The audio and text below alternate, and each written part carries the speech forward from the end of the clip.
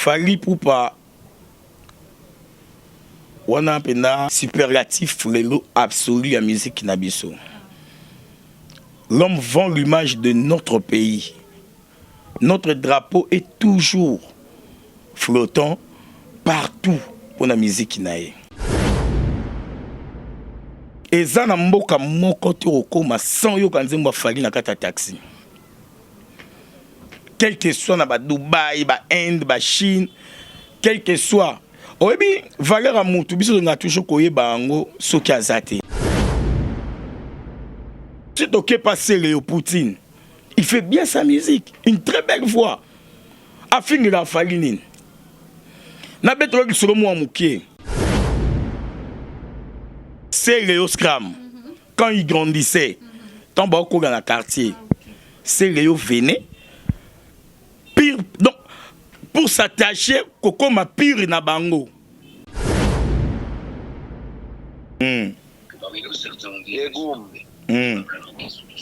Piso, Fally, Naliakis. Ah, Naliakis. Fondé Liakis au Fally Abouba kaka. Sikoyo nani Sereo aki nani pembeni ndo ya roi nani. Ara le roi petit. Waso auti wapi? So to teka ba biloko na ba petrol na wana wanda yi. Oyo nani oyo wera memaye tina ndako nganga kota simba awa pour opéra.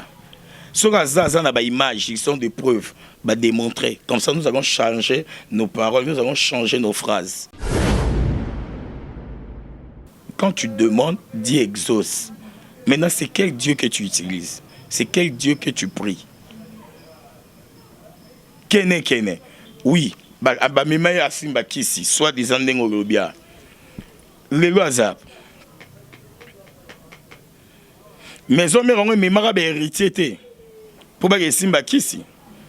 Pour ceux qui maison mère ou ramema bango, c'est que mema bébé héritier. Faldin tamboy, Faldin tamboy, Faldin tamboy, Faldin tamboy, Faldin tamboy, Faldin tamboy, Faldin tamboy, Faldin tamboy. Mesdames et messieurs, bonjour et bonsoir. Ça dépend à l'heure à laquelle vous allez me capter chez vous à la maison. C'est bel et bien mon Mariam Okoulou, autrement appelé Mimi de la presse, Mimi de tout le monde, Mimi de ses intimes. Je vous aime beaucoup. Continuez de vous abonner massivement sur notre chaîne, partagez, commentez nos émissions et ils vont permettre que Moussala ékende vraiment le bosso. Aujourd'hui, on va faire une analyse avec celui qu'on appelle Messi Kafou, qui s'est là, Moufoulou, qui s'y ministre à plat. Donc, on va à plat, il y a Nini, il y a qui star Moufoulou qui s'y. On va faire une analyse avec lui. On va parler de ce qui s'est passé à la toile. On va parler de Wenge Musique à Maison Mère. On va parler de Fally Ipupa. On va parler de fils aîné du clan de Wenge. On va parler de Papa Hervé Gola. On va parler de l'obsèque de Lamio. Et ça, la moins polémique. On va parler de ce qui se fait. Ce qui fait parler la toile, voilà, c'est ce que j'allais dire. Avant de vous présenter mon invité d'aujourd'hui, permettez-moi de dire un grand bonjour à celui que j'appelle Vadi Tamboué. Bambote Belenayo, merci à Aïdor Bokwala. Pendant que Mimi était malade, lui il m'appelait. J'étais un peu malade, mais non, ça va. Merci à Enoch Gaïa, derrière la caméra, Balobi héros dans l'ombre, à mon raté. Merci à maman Lisette Lokange, maman de nous, maman de tous. Merci beaucoup. Merci à toi, architecte, Merveille Kimbuta, Balobi, archi de Dieu. Merci beaucoup. Je dis déjà bonjour à Yakistar. Ouais, salut Mariam. Comment ça va? Super bien. En forme comme toujours. C'est la première fois. Nayambayo Awana Veito, Vadi Tamboué officiel. Un petit mot à nos abonnés. En tout cas, je ne serai pas ingrat de ne pas vouloir accepter cette belle qualité que vous êtes en train de vendre l'image dans le système médiatique, dans le monde des médias.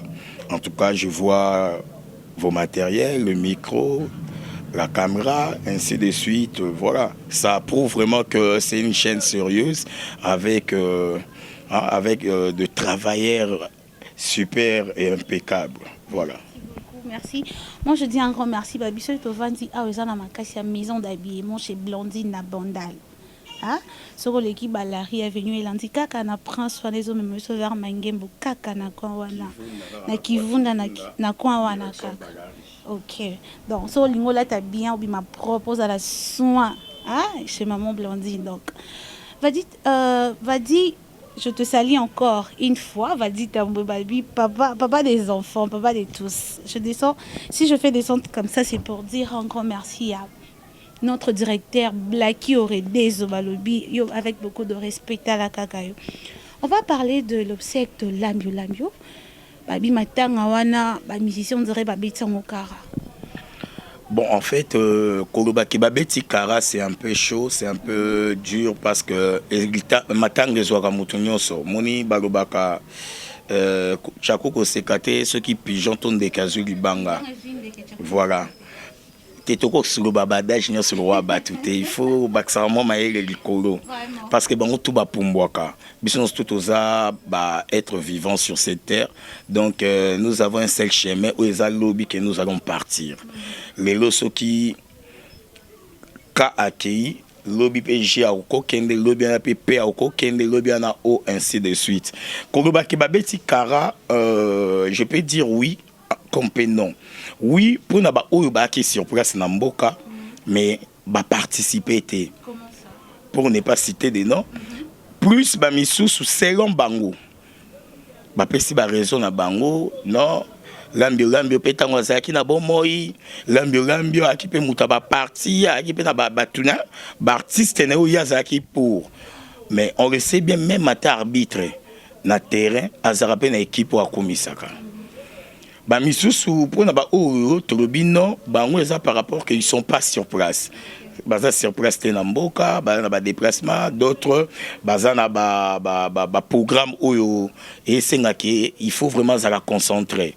Donc pour ne pas rester boutiqué na makama matanga, l'essentiel mutu akei.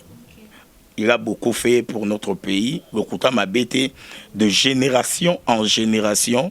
Lambio a figuré. Si nous avons des jolies danseuses, au Bobina bien, de belles danseuses qui savent danser, Tobanami Bali, c'est grâce à ces vieux-là, Lambio. C'est pas pour rien, Babinga Kendo Kandombe.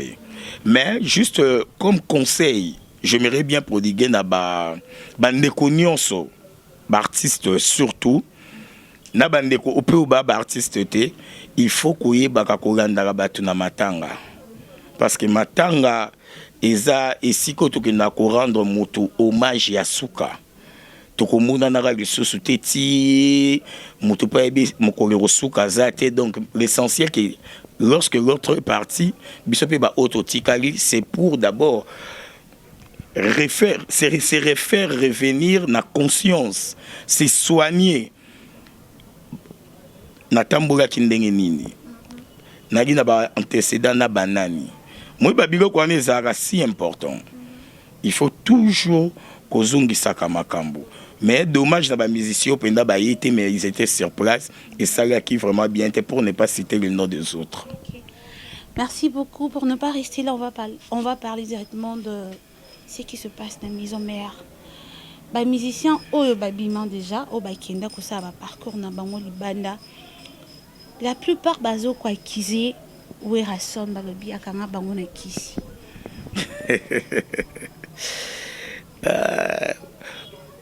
En tout cas, sans te mentir, apia nga ya kistar na croya na kisité. Ah bon? Nga ya kistar na croya na kisité. Pour ceux qui sont vrais, bango ba na kisi. Muto na kisi. C'est qu'il faut un superlatif absolu. Ce que vous avez kisi, vous avez kanate, ou bimi c'est que vous avez tête, vous avez toujours nassé, bon vous avez problème na bino moko, allez, pourquoi vous kolati ça, mutu kazaka moko boye ya bien té pour na carrière tout. Et puis la chose que nous oublions, nous faisons la musique où nous sommes dans la musique, nous faisons des chroniques, mais tobo sanraki, nous avons aussi des familles. Nos familles biologiques, nos familles restreintes. Ozomona, tant que bake na maison mère bakanga biso na kisi, maison mère ezagi foya na kisi ya makasi, automatiquement déjà c'est vous visez na président Weranson. Yo ko simbi makambo no na ndenge na yo. Osali makambo no na ndenge na yo. Qu'est-ce que Wera à voir dedans? Tout se voilé te. Yo mo na carrière na faut d'abord comment au marchaki. Autant mo ndenge nini. Na auto gandelo mo presse d'Angola lobi soki penda ya solo na maison mère Wera ndo pesa so kisi to bando sexe so marma ba kisi. Wapi banganga ngo basala ki yelelo aleka faire na fali. Oh. Mais oui, il a raison. Oh, mais qui c'est ça? Bon, croire nango. Alors, c'est que les cas Ferina Fali, les cas Kofi Wera Jibe, les cas président Félix Oazé, quoi. C'est ça. Il y a un monde qui ici. Il y a un qui makasi pour bloquer Baninga.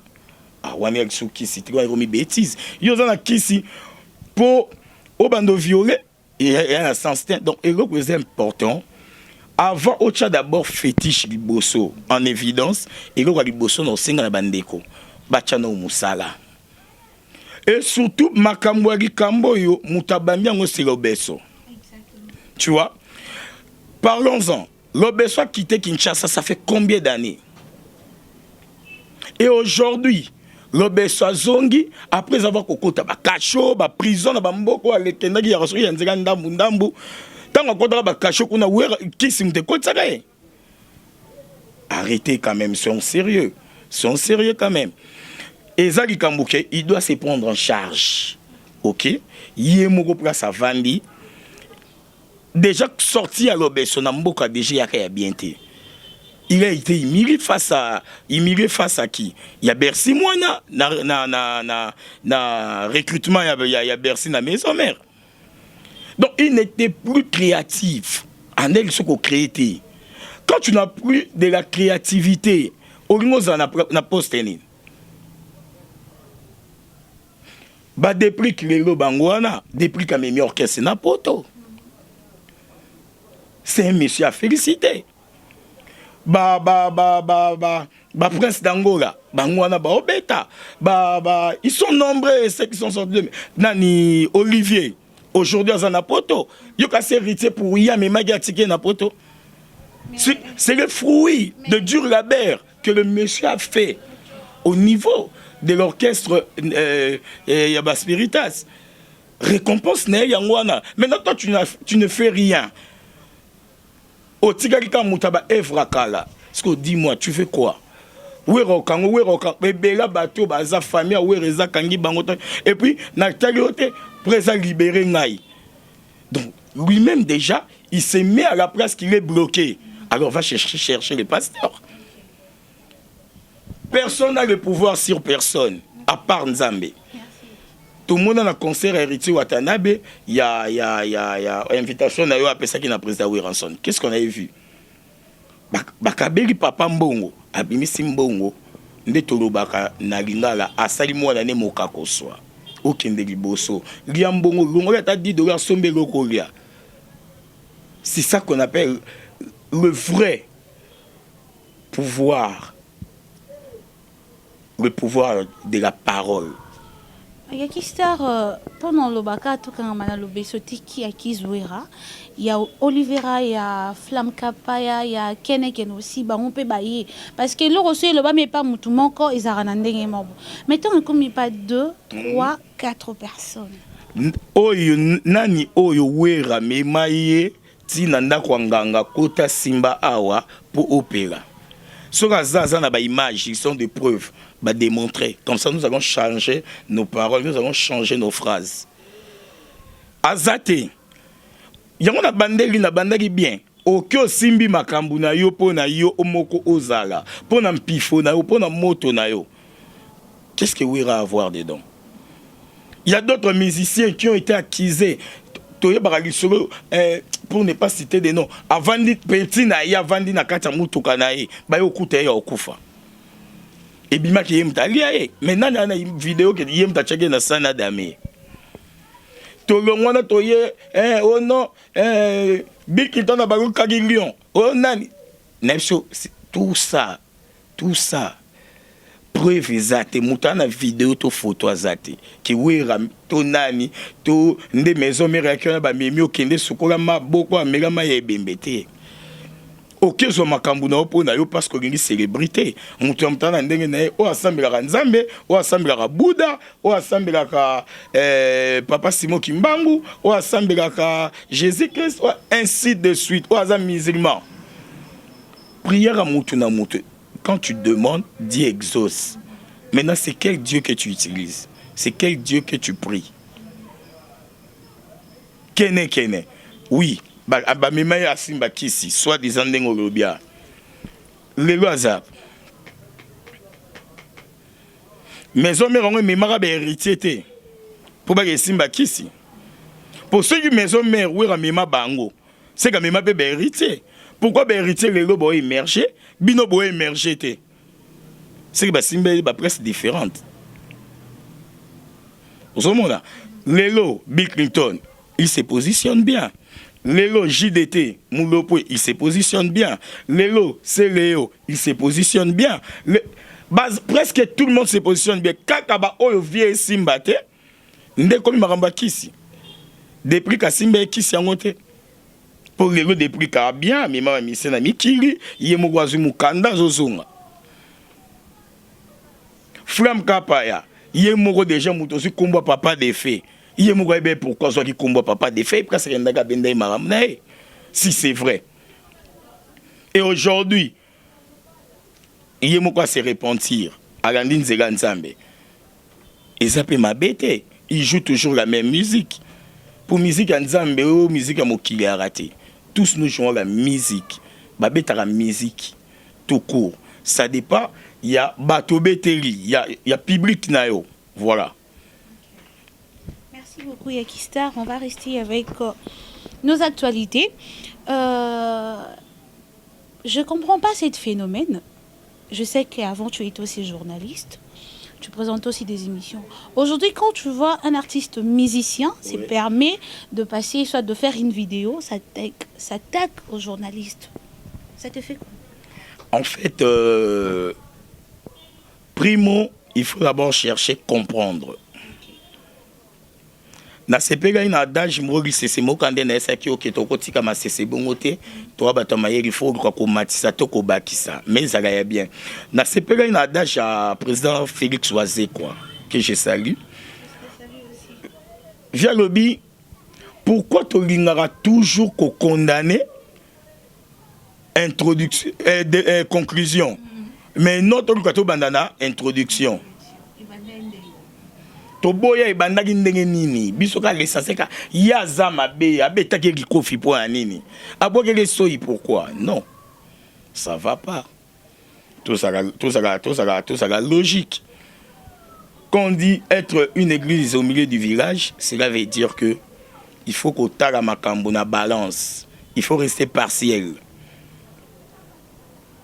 ba musicien ba komu finga ba journaliste et bandi ndenge nini journaliste azofinga musicien et bandi ndenge nini c'est qu'il y a un antécédent moko na katikati wana ou soit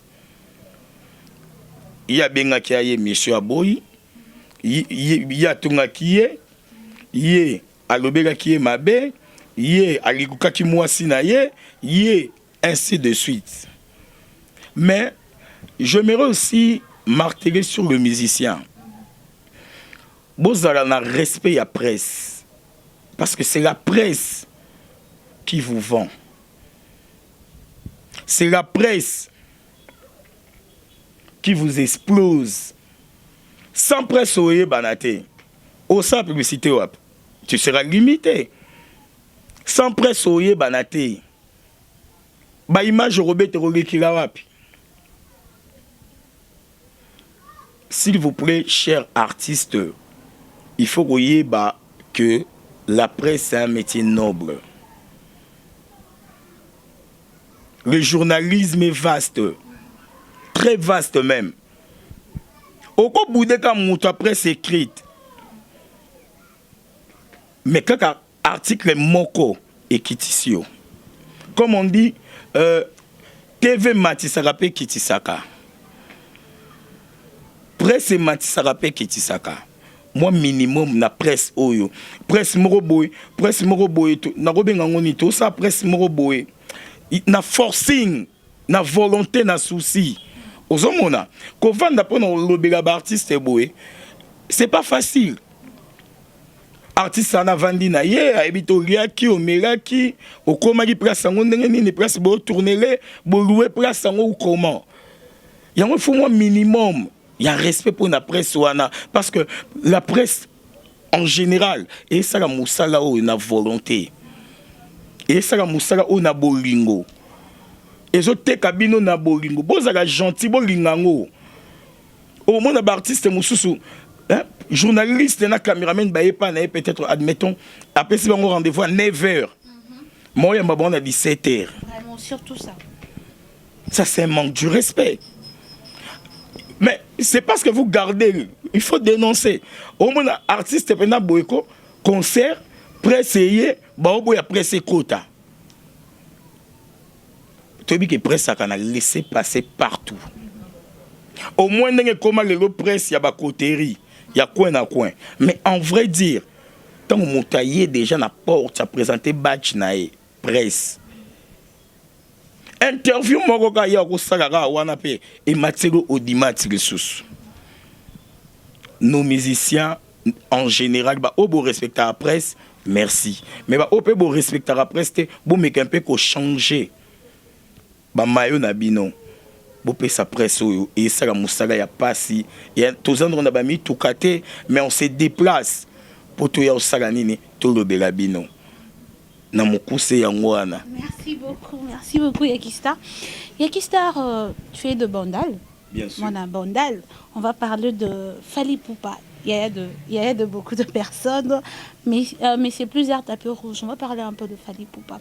Aujourd'hui, on voit les gens accuser Fally Ipupa de tout. À l'objet le roman, boy, soit Fally à Kangarabatu na ba concert, à Batu Fally empêcher Rabatu basa. Fally est accusé partout. Ça te fait comment de voir quelqu'un qui a souffert pour la carrière, il se bat aujourd'hui, jusqu'aujourd'hui, il continue de se battre, mais il y a des flammes, tout ça. Mais les gens, quand même, se permettent, il y a acquisé, Fally m'a empêché, la beauté, pour la Fally, et le Koboezo marché. Omoni, nous on est des bondags, et on a souri moussou au Kobombate. Fally Ipupa. On a un superlatif absolu à la musique nabiso. L'homme vend l'image de notre pays. Notre drapeau est toujours flottant partout pour la musique nae. Pas pour s'inventer pour na bateau babima mwamboka pour na le bateau que biso bon bateau o babima mwamboko betara mwa tour mwa libanda. Eza na mboka moko te okoma sans yo kanzembo Fally na kata taxi. Quel que soit na ba Dubaï, ba Inde, ba Chine, quel que soit. Oyebi valeur a mutu biso nga toujours koyeba ngo soki azate. Papa Wemba était ici. Ton nom a grandeur à Papa Wemba te. Hein? Mais Papa Wemba tche dikosi na mabele zo le mati likolo.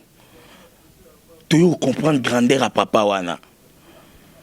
Match et betamana na États-Unis na Washington DC. Tu imagines que avant match banda et puis match à football match à rugby ba 5 minute de silence pour un hommage à Papa Wemba ba chilonga Papa Wemba ya munene mais biso moto zongi matanga to yamba ki ngondengeni. Aujourd'hui, Dieu nous a fait grâce. Nous avons fallu. Mais les gens peuvent comprendre car grandeur en côté, tout a tourné. So toke bien. Le gars où tout la master moi rappeur, master somo pas banda là. Je me posais la question afin la Fally. Mais hier, à ma grande surprise, vers 3h, n'a pas palpé dans les réseaux sociaux. N'a pas mon hier il y a 5 Fally pardon. Massa Deboul, il y a KMS. Assez Fally Ipupa pardon. Limbisanga, Nebeteni. Donc, on dirait que ça a moi envoûtement moro boye, hein? On dirait rideau moro boye mouindou bagat sabat na bilongi na ba famille. Ba peso roi fou la mo kelu comme Kambo Koufa. Kelu comme Kambo. Pour ça au tali bien. Deboul c'est un rappeur. Fally fait la musique urbaine internationale. Na rumba. Pas match, pas photo. Bobeta même featuring. Lélo surtout qui est passé Léo Poutine. Il fait bien sa musique. Une très belle voix. Afin la Falinine. Na beto qui sur moi mouké. Fali Poupa. Piso Niembo. Nasser Aba Piso. Ba bete linga qui sur ok. C'est Léo Vene. Kokangamana Bango. J'ai pas compris. C'est Léo Scram. Quand il grandissait, tant beaucoup dans le quartier, c'est Léo venait. Pire, donc, pour s'attacher, Coco m'a pire na bango. Est-ce qu'on a dit que c'était qui? Fram Kapaya. Oui, c'est Fram, je crois. N'a fallu, bah pire, ma ça depuis bon mois. Mais bah, tu as le bango, tu as TV. Et tu as le bimate. Nayo découvrir on connaît pas mère. Ser mutaobe tilangai. Nenge selo banda ko ya bakangama tout là. Lisolo na beto même fali mo prendre sa vandi même piso batike mo repolele nana betile lisolo. Na tika mo mais jamais na mona presse flamme aloba ke yena fali pendant quand m'a depuis enfance. Et ça va dire que moro boé tout le monde nous kazaka ya haine autourata na batu o bazo percer. Tu sais ceux qui boza na perceur te nyo surtout bolinga bo lekisa et lekate. Oui pourquoi? Perceur nde ça la pour percer nzela après na sima canal etikali. Alors perceur to ane lelo c'est fali. Ceux qui ont dit fali a percé pour bino boya bo le kanasima. Kangelo na ebisio ezana mission bimate. Oh, comment ça? To beta ma solo ya musique internationale. To beta musique locale oyo vandia au chi concert na quartier na bino. Moi si na ye amemi ba camarade nete to beta ma solo ke batu ba se déplacer. Ba gongo ba mboka mususu. Et comme il peut bangisa ye Abeti Bercy à Lobate, Stade des Martyrs à Lobate, Massamba Débat à Lobate, concert à $500 à Lobate, ça comptait Bassaga Libanda. Tout ça pourquoi? Pour ceux qui lobby à Lobaka. À Lobate, Botakeye, ce que vous avez dit, ceux qui lobby dans le lobby. Kobo ya temps ya mutu yeba ke okozalaka toujours kaka na senaï, toujours na simanaï. C'est son époque. Vous comprenez? Le vieux a trop souffert. Akembi ya likemba pena. Musique pena ya likemba, musique pena ya pasi. Mais lelo, Dieu lui a fait grâce. Bagobiso ngotunga mulayi, si molape mulayi. Il y a plusieurs artistes qui ne creusent pas profondément, mais bagiba tunga mulayi, yango moni ba musique na bango ezokweya. Obimisi ka gelo moko etika libongo. Na clip kutu na TV kutu yo moko ngakso ofutela ngo de po mona retour na ngo ezate. Ozomona Batimola Moulay pour batunga Moulay. Fallait atimola Moulay, yango tunga Moulay. Faire ego la timola Moulay, yango azotunga Moulay. Ouais ranson atimola Moulay, yango tunga Moulay. JB Kofi ainsi de suite tout le monde. Mais pour les autres, et bandino déjà au timolate, mais yo linga banamba mo tunga menda kwa ngwe kwe, musique yango ekwe. Il faut pas qu'on landa muto acceptant l'homme dans son temps. C'est son temps. C'est le temps de Fali ou pas? Mais, qui peut nier? On a plusieurs musiciens, plusieurs albums, plusieurs chansons autour Bimawa. Et autour la musique est belle. Kota boîte, kota bar. On comprend que Yomo Benaye, hein? No wa be acha bena aigle. Ah. Ajabana Egazo da couronne vandi ça. Jamais oka rumba ya fallait beti moko après baché ya mise mususu. Soki beti ya formule c'est aussi bagandi c'est 4 chansons ou 5. Okoka SR, okoka Mayday, okoka Marlène Tessa, et là on pendant 4 ou 5 après baché artiste moko ba qui suit pas mususu. Plusieurs artistes qui clashent sur Fally pour ba beta wap. Nzem na bango beta wap. Mais ezaka kimute mamabe. Vous comprenez? Au moins na bana mikie. Momo na moka mukie kutu. Donc même pas kutu âge.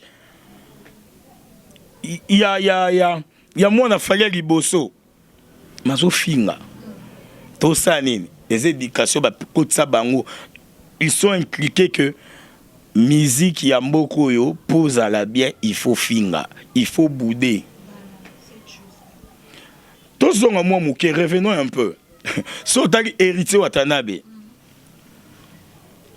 L'homme vient de marquer son temps.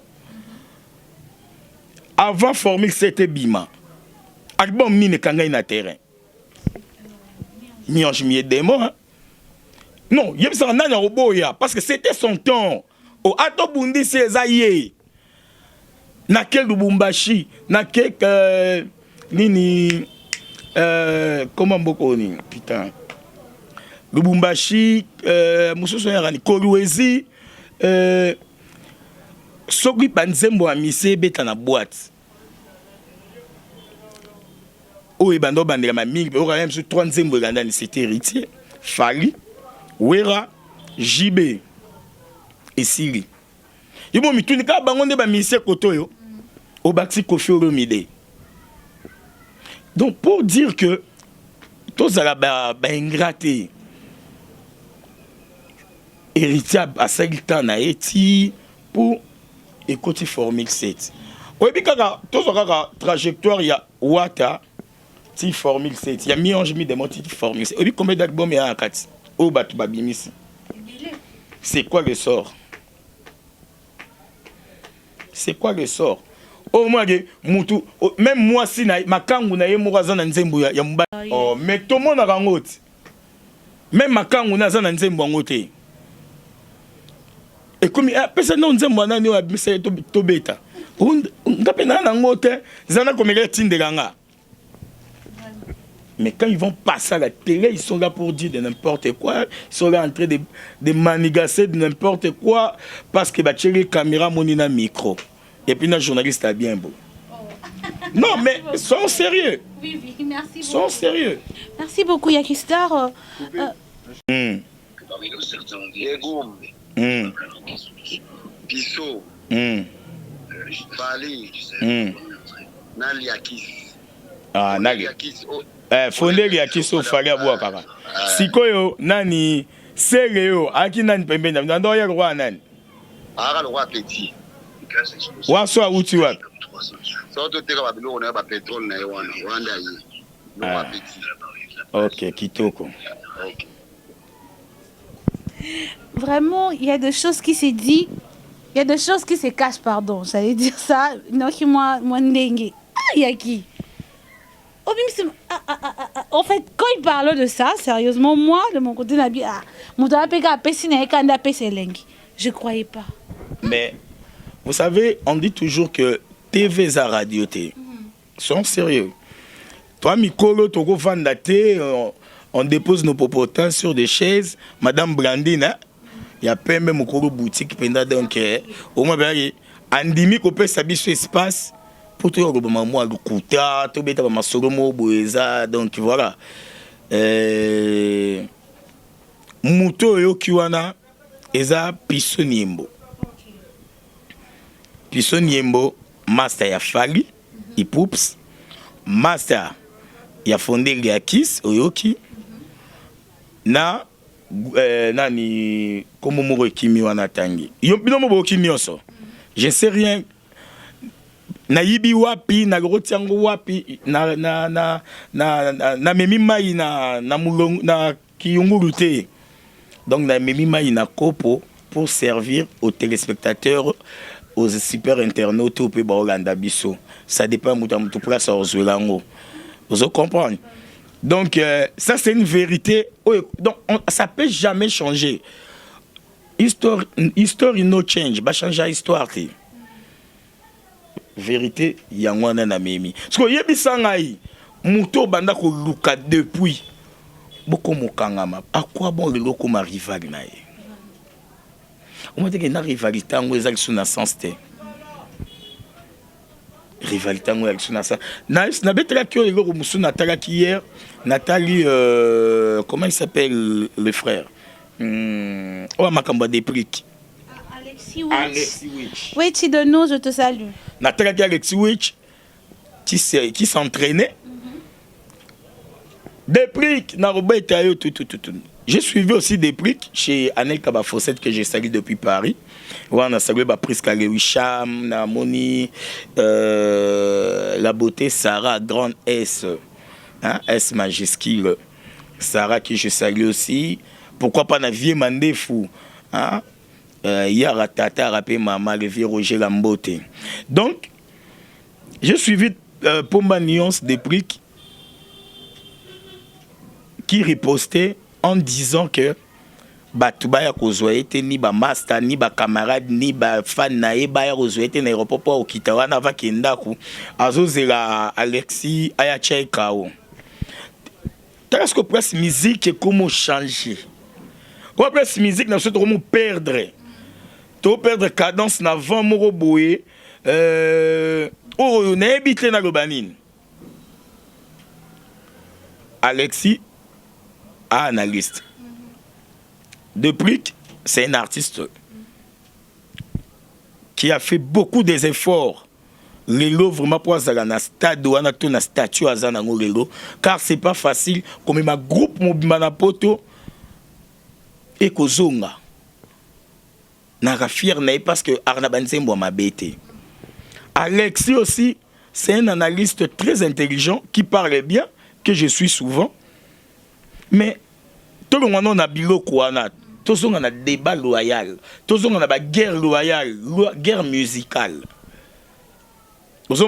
Parce que les propos tenus par Alexis n'engagent qu'Alexis. Et tali leader te, et tali Myriam te, et tali nani te. Ba propos ya des briques, n'engagent que des briques. Et tali mais ce que il faut de ça analyse. Quand on arrive dans ce genre de coin, tomata, toto kita. Toboite, polémique obligatoirement frézala. Pour y avoir ça la pifo musique. Mais lorsque tu as moi passi. Parce que polémique, il y a une bassesse moroboé. Comment il y a une turpitude moroboé? Oh, lobby et recoute biso. Parce que lobby, nous sommes tous des Congolais, des Bantous, Baobongisa. Mais nous sommes tous les na TV. Banana biso. Bande qu'on a une belle famille na biso. Moi, maïmouké n'engana tchana monoko côté ya bande qu'on a biso mi balé, ba Congolais. Oh, bango pe ba oningisa drapeau ya mboka yango wana. Maintenant pour revenir na lisolo, au tubande ko beta. Eza que jalousie na haine au biso de tchena miziki. Tondo beta ba Nigérien, bando zo bi gogo. Au baluki koto ba ivoirien ba pat ba okokate na musique. Donc si tu veux écouter la bonne musique, c'est la musique congolaise. Mais lelo Nana Kondi Make, les mecs, comment ils s'appellent encore? Burna Boy, Arokebet à Wembley, plein à mort, Autobet à You Arena. Est-ce que tu es bien bon, maman va salaminer? Pour un bail qui coûte à côté, bah ivoirien, bah à côté, mais l'élo. Musique ivoirienne, musique étrangère, et comme on voit espace, il y a à respirer, na ba lounge, na ba boîte, na biso, pour nanini, biso nous sommes toujours aveuglés par des polémiques. Nous sommes restés boutiqués, nous sommes restés scotchés, toujours dans ma futilité. Au lieu Koluka, Kobimisa, quand est-ce qu'on a commandé bois bien, quand est-ce qu'on a tourné clip à bien, scénario et zandé, nini. Tout ce qu'il a fallu pour pas. Plusieurs remarques, les lots la qualité à clip. Les lots la qualité à clip. Parce que ça analyse, tu vas tout le mission tout. Tozoni koto faire ego la clip à bien, ko faire des clip à bien, oui rançon clip à bien, Depuis clip à bien, Ibrator clip à bien, Fabregas clip à bien, Binafile clip à bien, Waze quoi clip à bien. Il y a un niveau de kanga hit international wana. Na ba vidéo. Le kumwamboka. Mais tant que na ba chabino bongo, biso mo biso tozongi na biso biso na poto. Ça tue. Merci beaucoup Yakistar. On va parler de Roga Roga qui va jouer à Massamba Débat le 24. Il y a certaines personnes qui disent que non, concert à Roga Roga, ça n'a pas contré Papa Hervé. Parlons, il n'y a pas seulement Roga Roga qui va jouer. À Brazzaville, c'est Roga Roga. Le 24, on a toi, on marche. Le 24, on a Didier Lacoste va jouer. Le 24, on a Guess Mawete va jouer à l'extérieur. Le 24, Wana Gakaji de Tlemounopo qui va jouer. En tout cas, merci pour cette belle question. Et ça qui passe Namawa. Pourquoi non qui passe? Vous savez, nous sommes des intellectuels. Toi, Batumoto Tondisami na Boania. Il faut d'abord réfléchir.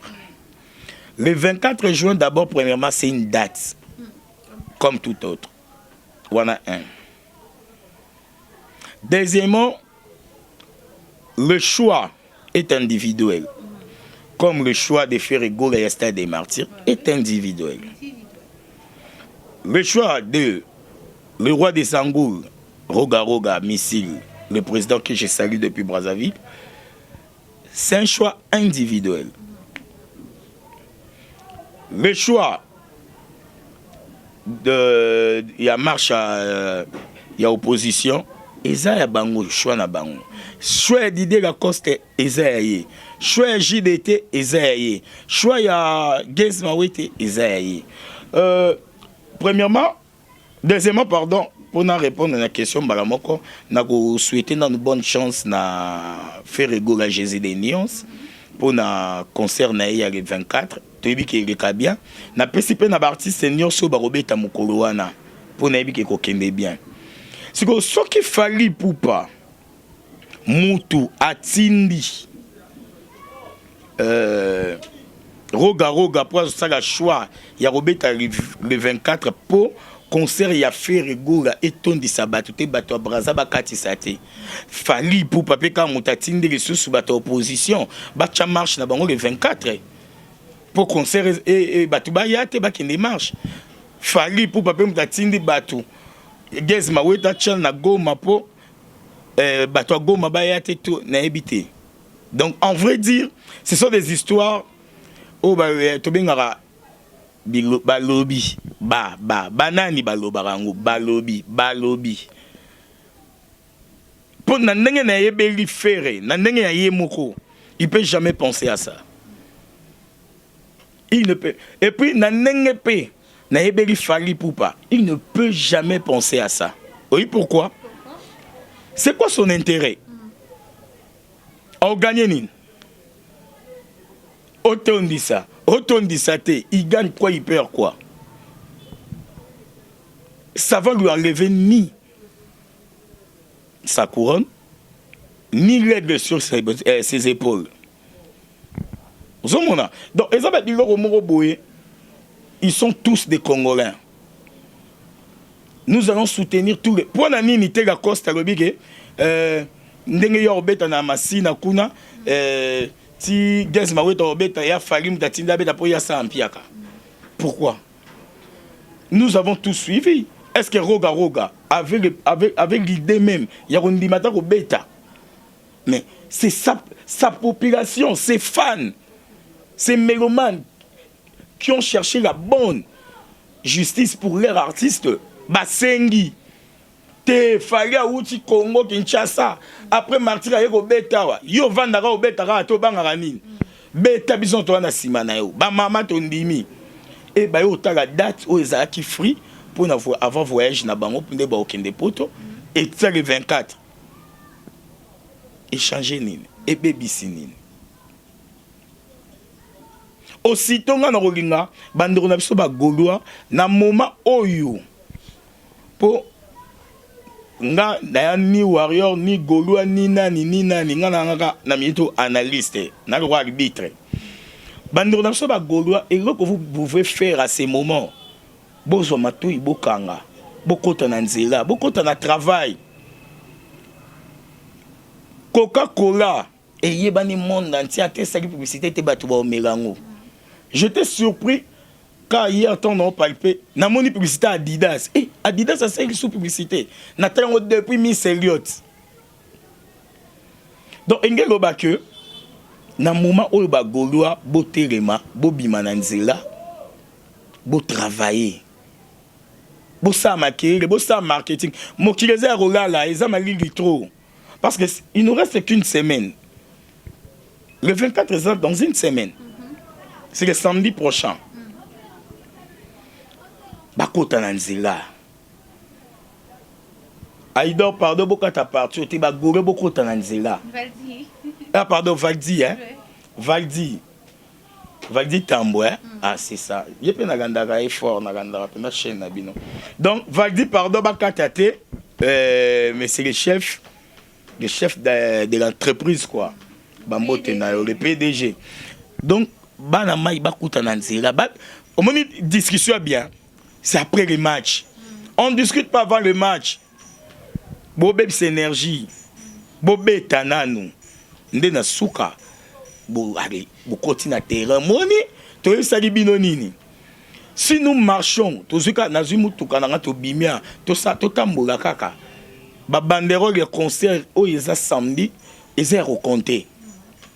Les badges sont à compter. Namoni par rapport à bas sponsor, je vis brasserie de Kinshasa, il y a M. Paul Moutou.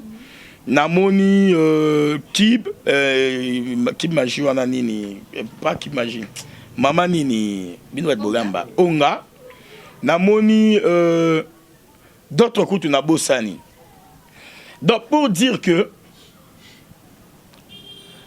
on dit dans la vie, si cette publicité est bonne, il faut la refaire. C'est pas moi. Publicité dans les années. Koyebisisa likambo. Oyo, lolenge bazo sali lango eza malamu, il faut qu'on bandela. Travailler comme les autres. Pour ne pas aller loin. Détail. Tous les cas na concert il y a Aigle.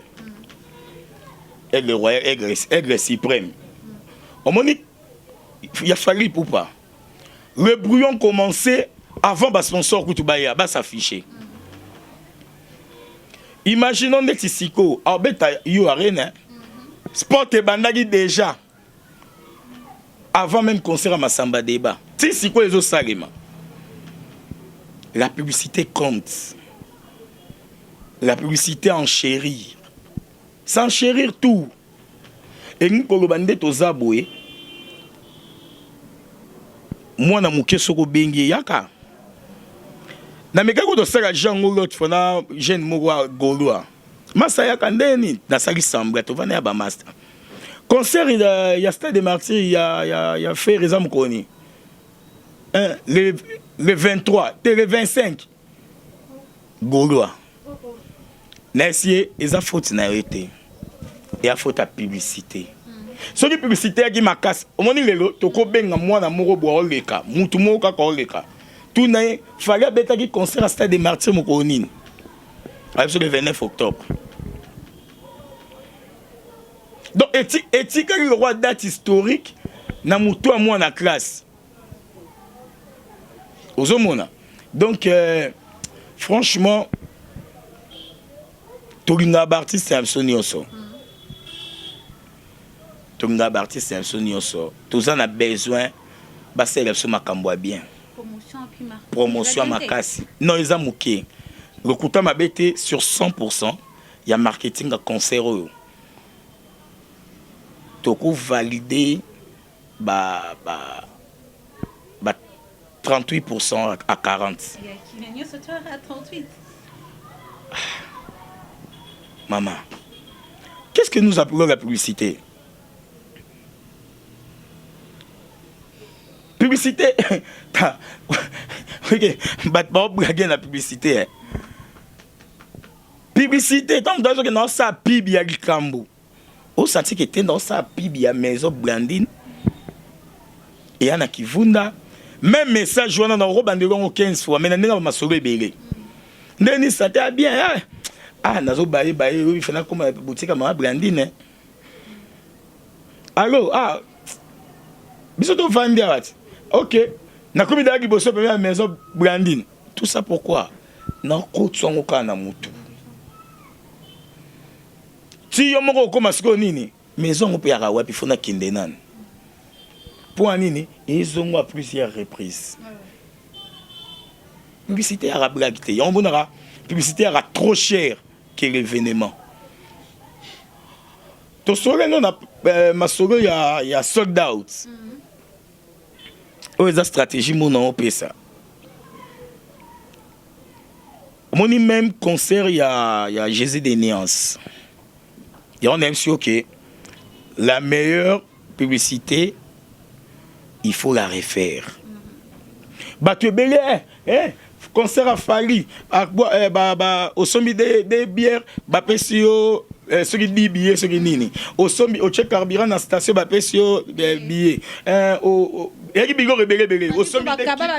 sommet des qui mange, bah pesio billets. Bah au cabinet bah billets pour battre bah kende. Ok. Namoni déjà des réalisateurs comme ça, biso signe pour Nangonga. Naza moi bref. Quand on parle de sold out, bah tu es comprendre en anglais. Et là si qu'on soldé. Donc nous billet Syrie. Et ça ba billet au Syrie raté, mon collègue événement ba tu ba somba boye et zo kinde mon comment qu'on des aussi raté. Sold out et Syrie déjà en avance. OK. Et ça en avance. Fallait à travailler dans le système ya gagnant. Yo ngoza sponsor à événement nanga stade na obeteza 80 000 billets. Parce que stade le roi a 80 000. Yo tant que sponsor, il faut somba combien?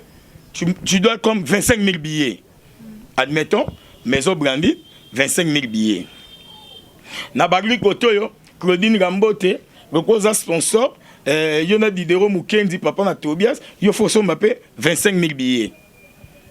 Ba sombi ngadi ambongo ekoti na baluki koto yo non Stéphie Mwanga le roi yo pe oteka bijou na Gambela na or yo pe fosomba 25 000 billets comme sponsor na ye pas sponsor mususu yo pe tant que sponsor boy nani to tcha le roi kombonde ti ya Evelyne Rambote Nzambe ya basi na Lyon ya Api yo pe fosomba 25 000 billets tu imagines non?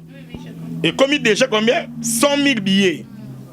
On a déjà récupéré Bambongo. Vous comprenez? 100 000 billets, on a déjà récupéré Bambongo. N'a pas si nous avons billets. Billets wana, au Bouaka, au Liango, au Kaba, au Tumba, et Talingate. Nga mukola événement, mukola concert nanga, na yebi de yake. Na teka ki babie nanga autant na koti mbongo même bato ta ba yete nga na telemika bo na micro na yembi musique nanga sac vide na bimi na ke j'ai déjà gagné. Okay. C'est ça la meilleure politique. Donc vrai commerce yangwana parce que batu bazo sala bazo tikala bazo c'est discuter na eloko oyo bo comprendre nante technique du commerce. Il fallait comprendre yango déjà. Déjà, yango moni boloba plein te et tel y était. Il est déjà teka na déjà 130 000 billets na ye batuba ya te so kebi kuta teka plus. sponsor roi ba Total, ba sponsor roi ba Canal Plus, ba Vodacom, ba yebisangai auction ba 50 000 billets le côté pané. Ce qui yo saka billet en action que mutapio business litama ana 10 billets et talinga na nini. Ce qui pour pambalo kasamota ko saka ke ote ndengeza boye ce qui au bendika pouvoir mo boye mandefu ya yo mo na pio 100 billets et tali artiste était. Donc Baxano mi tuna pro stock qui tana moi ba osenga. Ouais comme on a mo pesa cours na moi fait bazwa biki na papier. Vraiment. To chamwa tableau encore. Merci beaucoup. On vient de faire une émission avec toi. Je ne sais pas si tu as bien suivi l'émission. Le fils aîné du clan Wenge. Il cambrane des autres problèmes. Héritier, baba qui moi un souk à Wenge, non? Ouais. Après un moment, on a vu papa chéri a posté, a dit Hervé Gola, moi la souka, il y a clan Wenge. Oui. Mais on dort, on se réveille aujourd'hui, Didier Lacoste vient nous dire que c'est lui le fils aîné. Bon, premièrement, il peut s'autoproclamer. C'est pas mal. Le propos tenu n'engage que son auteur. Yemorotango Mibengi, le premier fils, c'est qu'il y a Yebi qui a le premier fils. Peut-être, na âge, Azamokolo, il y a l'artiste, c'est tout, le kana Wenge. Ozomona, Kobanda, poto Yebi Wenge, tango banda ki.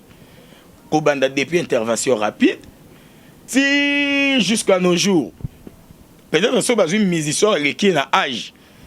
Alors, on est comme musicien. Mais pour l'instant, na âge, c'est lui. Et yango zo kasiko à défendre tant que moi na liboso yaya yambo apesa makambo. Il chante bien, il joue bien, il danse bien. Arana banzembu na eba rumba na ya bien. Ozomona siko to ba msu ba bi benga banane keba pe papi kakol. Alors mi benga le fils qui n'a jamais trahi la maison. Jusqu'à présent, les gars sont 20 ans de carrière. Atikala dans mon koromoto a déplacé à terre. Et je me pose beaucoup de questions. Mon korobo yambelanga papi kakol c'est bon. Bo tourner nanu. Abel a raté. Azora malaise te contre-temps te comment. Non na monat kakol tazangi na concert à Wenge. Abeta double zénith yemoko sama beaucoup lemba. En tout cas, ce sont des personnes à féliciter. Bah Papi Kakol, bah Didier Lacoste, bah Ferré Gola, bah toute cette équipe là, il y a Wenge. Mais respect na fils aîné Wayambo. Celui déjà Yemoko, le roi de la forêt, le père fondateur accepté. Bon PC Valère naé. Pour ça, tous ceux qui pendant d'être na Wenge, pendant BCBG 4x4 et pardon BCBG na maison mère. Ainsi de suite d'autres orchestres, pardon. Pour Nanga, meilleur animateur, c'est Jean-Tamissi Nilis. Ah, on est japonais. Oui, pour Nanga. Oui, pourquoi pour Nanga? Pourquoi? Non, on peut s'analyser, moi, Moukier, Bandeko, va répondre à nos commentaires, va nous vérifier. JB et BCB, Wenge Musique à BCBG, ça fait 10 ans sans album. Kaba concert na ba concert 10 ans toko baksa ko 11 combien d'ailleurs écoute ba 11 ans ba beta déjà ba clignon so o to bini na zebuka et beta dia na ba concert nyonso pendant 10 ans wana batika lo bandela studio te mais batika juste basalika juste ajoute ya ba mabanga. Il y a des ba Gentini, Ngobila, voilà. Mais ba kiwana kaka oyo ya banda obo ki la biso ya Zebuka wana. 10 ans passés, le loi bimi et kangi. Et bini ça partout dans ba boîte, partout dans ba lounge, partout dans ba fête. Je me suis posé la question en tant qu'analyste na oh. Ba job a 10 ans il y a préparation. Et il y a stand-by, il y a pause. Mais bakio déjà to bina na ba concert ndeni bimi li so nde ya sikabo non Mutu faut qu'on dise, mais ça j'entends ici. Na moment bango ba vandi 10 ans wana, combien de cris et bimia, combien de génériques et bêta. Mais il y a pour acheter ciment et condinioso, béton et là ici. Félicitations vraiment à l'artiste Jean Tamissine Lucimo.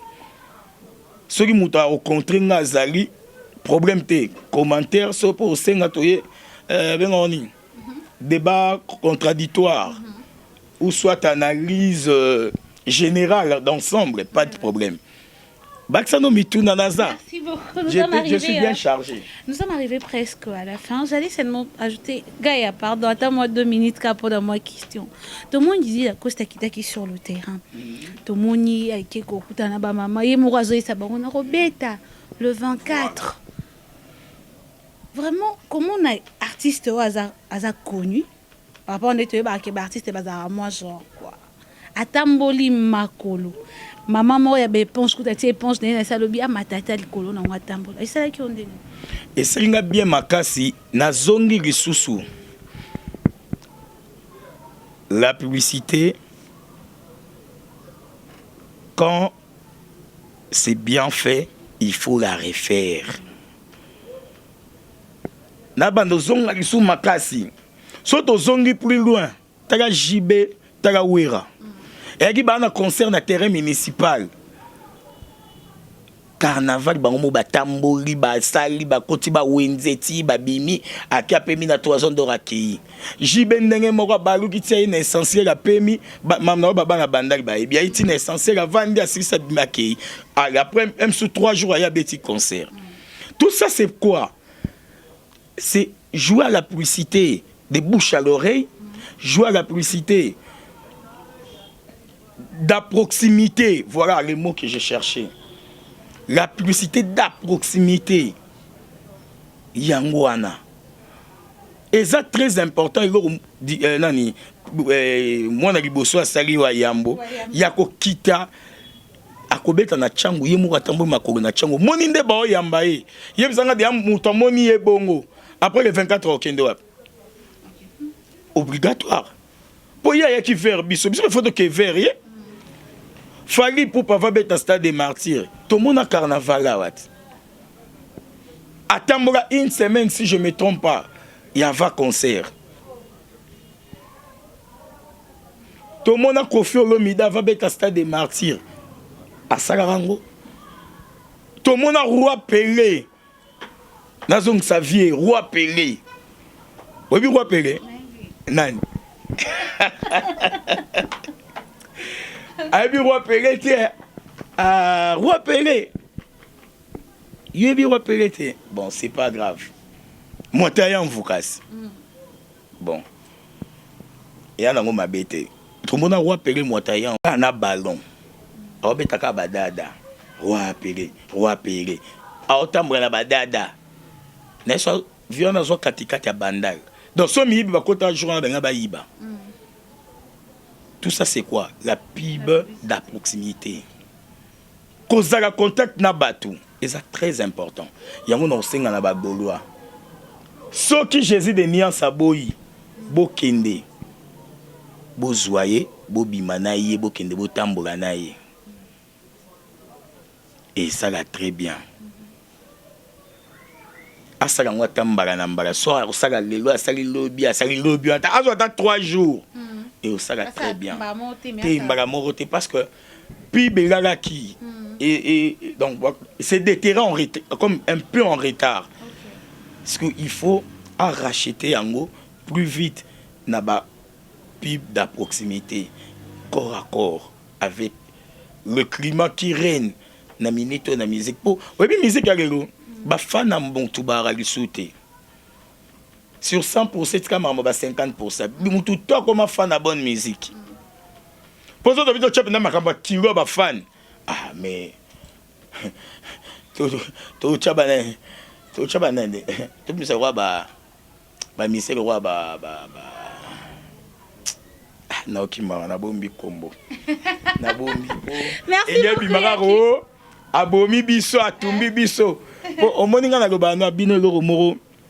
Nana bien. Na finga mutute, j'ai dit qu'il a la vérité. Mais or le ka fingi. Munoko nanga pe natika nanda côté za awa. C'est bien chargé. Le propos tenu n'engage que son auteur. Voilà. Merci beaucoup. Je suis le tuteur de tout ce que j'ai dit. Oya moni qui veut contredire Bozali numéro Zali, Voldi numéro Zali pour le PDG. Barobenga et to vandi to débattre le Cameroun na lolenge longo bani. Parce que nabi keza batu musu ba osa vexé et ça peut na batu musu ba sepeli. Mais pour na kaya batu ba za vexé, en tout cas bolimbisi bo tenir chaîne de journalistes et rigueur parce que ça bango te zanga. Pour na bateau ba sepeli en tout cas to ko ba lisusu pour na ko bakisa lisusu. Moi bambote nanga normalement je dois comme déjà la bambote parce que nos gars ils ont l'acception ngonga babi TV zangonga. Nous sommes arrivés à la fin de cette analyse. Un petit mot à tout. Tu as déjà passé le message à de gens au CP la thé ou au la verser donc il y a qui azali au CP litoye na yambi bino na ya qui star yo pesi et pas pesi donc pour te me comprendre mabanga ils ont raté ba dédicace na yo pas banani ba bonjour ba bonsoir pas mabanga faut ezala parce que toi batu tu ben na batu belé mais moi minimum il y a moi qui oyo et senga babima kaka. En tout cas merci d'abord premièrement na PDG à chaîne Voldi Tamboué. Merci à notre réalisateur Enoch Gaïa ainsi na Yomoko l'Antiba Croix hein Myriam Apia. Donc pour n'aucun plus loin, je salue mon ami depuis US depuis les États-Unis, Yannick Massevo. Pourquoi pas un petit nanga Yves plus 10 à Bandal. Je salue celui qu'on appelle hein? Avant d'avoir Gigano Idolo, mon pote Chris Kachama depuis Lubumbashi. Merci beaucoup na honorable Yannick Eloleka. Merci au boss du Vibe Yannick Chabani, le patron du Vibe Lodge na Kinshasa. Vibe et Zarara et Logomoro, il y a patron Yannick Chabani que je salue. Merci Naba Ndekonyo Stubalinga Yakistar. Merci na ba chéri nyo surtout ya bien, ba ya tout ya bien, biso tout to ngara moi propre. Tout coup na mingi jeudi na Vibe Lodge juste na Richibang wana chaque jeudi 4x4 avec moi-même Yakistar Mofulu qui est ministre à plan Mobutu. Ministère après ont fonctionné toujours. Hein? Quand on batu balingara. Na bosse nani. Non ba obabimi da babimi koki pour pomba lokasa moto aux alengra soki na bossani comment il s'appelle encore baton ba l'équipe Aïdor pourquoi là?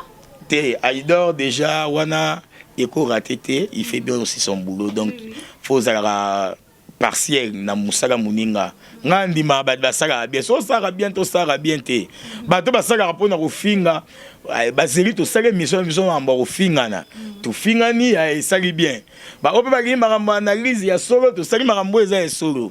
Donc voilà, ici on n'est pas là pour s'inventer ni pour critiquer, mais on est là pour dire la vérité pour et permettre na bateau to lobeli ba mais qu'on peut ko améliorer ou ko bongisa qu'on peut ba ko boycotter na bango. En tout cas, merci beaucoup à vous. Je suis très ému de participer aujourd'hui. Merci beaucoup, merci. Nous sommes arrivés à la fin de cette analyse. Moi, je dis un grand merci à Boss Lady Aziz Arizi qui m'a animé à Balobi, Yonde Maman Nabango, Maman Moté Maman Lam. Je te salue, Mamie. Je dis un grand merci à l'artiste Smoke King 9278 Balobi, My Lady de Jezawana. Donc, bon, continuer à consommer avec ces productions. L'artiste, la biso, il y a l'Olengi, on a SMK en pure maison de production, il y a Smoking 9278. Merci, abonnez-vous massivement, partagez, commentez nos émissions et ça ira bien. Je souhaite joyeux anniversaire à Glody, le cœur de merveille Massamba. Ah, papa Nabango, merveille Glody. Quand je dis merveille Glody, dans Bambi Baliwan. Aujourd'hui, c'est l'anniversaire de papa. Maman merveille, toujours il y a un anniversaire de papa, papa Zali, heureux anniversaire papa Glody, Nzamba Bakiselayo Ebele. Je dis un grand merci à maman Tia Longo Balobi, Mami Moté, Mama Lamu, maman Lisa Loboko na Champagne. Je te salue aussi, un grand merci à toi, merci à tous ces gens qui nous soutiennent de près et de loin. On vous aime. Abonnez-vous, partagez, commentez. Je vous aime, bisous. Valdin Tamboy, Valdin Tamboy, Valdin Tamboy, Valdin Tamboy, Valdin Tamboy, Valdin Tamboy, Valdin Tamboy, Valdin Tamboy.